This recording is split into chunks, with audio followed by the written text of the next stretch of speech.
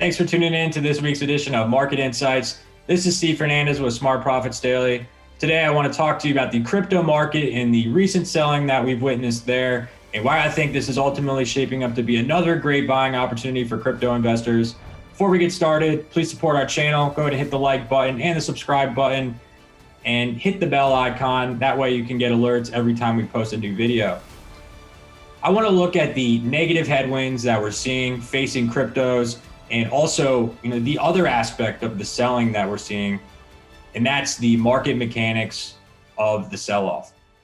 They kind of build on one another, and I think market mechanics is more instrumental to the selling that we're seeing recently. So first things first, Elon Musk, you've probably already seen it or read about it. Elon Musk hosted a Saturday Night Live that was dedicated to Dogecoin. He pretty much confirmed the Dogecoin joke, calling it a hustle. And if you look at a chart of total market cap of cryptocurrencies, it peaked at 2.5 trillion on that night. And last time I checked, it was about 1.7 trillion. So it's trailed off quite a bit. And Elon came back and criticized Bitcoin specifically and said they would no longer be accepting Bitcoin as payments at Tesla. This is a reverse course from where he was a couple months ago, where they bought Bitcoin and decided they were going to accept it as payment. If you aren't aware, he cited, environmental concerns for Bitcoin, but he cited coal as an example that was being used for Bitcoin mining. And, I don't quite agree with that. I've looked at research from ARC Research, and it said 76% of Bitcoin miners actually function from renewable energy. So that statement doesn't necessarily check out from the research I've seen. Also, he criticized the aspect of decentralization for the Bitcoin network, and basically said that Bitcoin is not decentralized because a lot of Bitcoin is held by a small amount of people. That is true. I don't disagree with that criticism, but that is not true about all cryptocurrencies.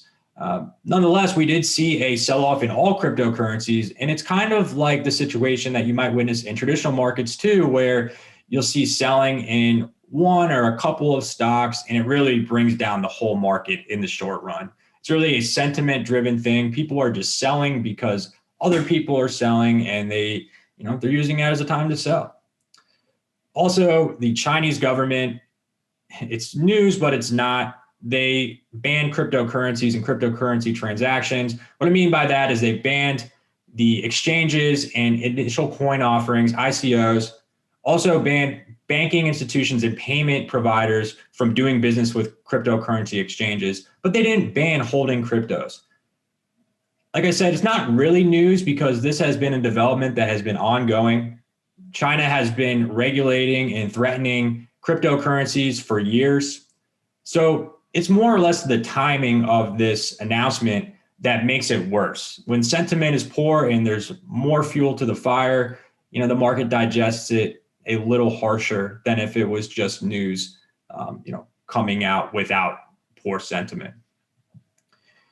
So what this ends up doing is it takes cryptos down from all-time highs. You have people that want to sell into that news. It's not a bad time per se because cryptos have rallied. A lot of people have been in for a while.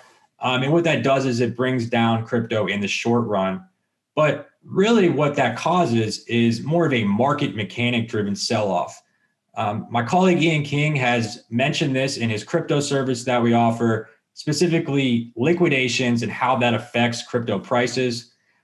So an easy way to look at this is as times are good and the markets are going up, whether that be cryptos or stocks, traders will try to get greedy. They will borrow what they don't have to buy more of something. They may borrow stock so that they can buy more of it, or they may borrow crypto so they can buy more crypto. Basically, they're increasing their exposure in a process of leveraging to try to get bigger gains. Now, by doing that, they have to post a certain amount of collateral, basically an asset that they have to hold that borrowed position. And as the value of cryptos that they're borrowing go down, their value of their collateral also presumably goes down. So what that means is there has to be more collateral posted by the trader to hold that position. And when that's no longer possible, or the trader no longer wants to post more collateral, they get their position sold out forcibly in a process known as a liquidation. So what ends up happening is when prices go down and there are liquidations, it creates more liquidations, more or less like a snowball effect. And it creates a cascading price, because as more liquidations occur, it increases the supply of sellers, and these sellers have to sell at the market price. They're not going to be able to pick their price because they're being forcibly sold. So it creates a oversupply, driving down prices, and new sellers have to sell at lower prices. And the end result is a flash crash type scenario like we've seen, where prices just drop out and there's huge price swings during the day. We've seen this in the traditional financial markets, and obviously those have rebounded. We've also seen this in the past in the crypto markets. Last March, in the thick of the COVID crisis, Bitcoin fell 50% in a day in what's known as Black Thursday. Since then, it's been on a roll. It's up over 900%, even after the last sell-off. Altcoins are doing even better, up over 1,400%. So that gives you an idea that the market mechanic driven selling, it really creates a huge buying opportunity over the long run.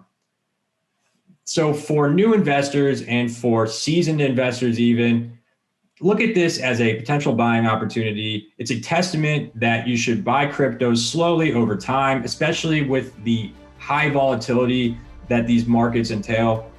And that's going to allow you to better weather these periods of volatility and take advantage of depressed prices when they do come. Now, stay bullish on crypto.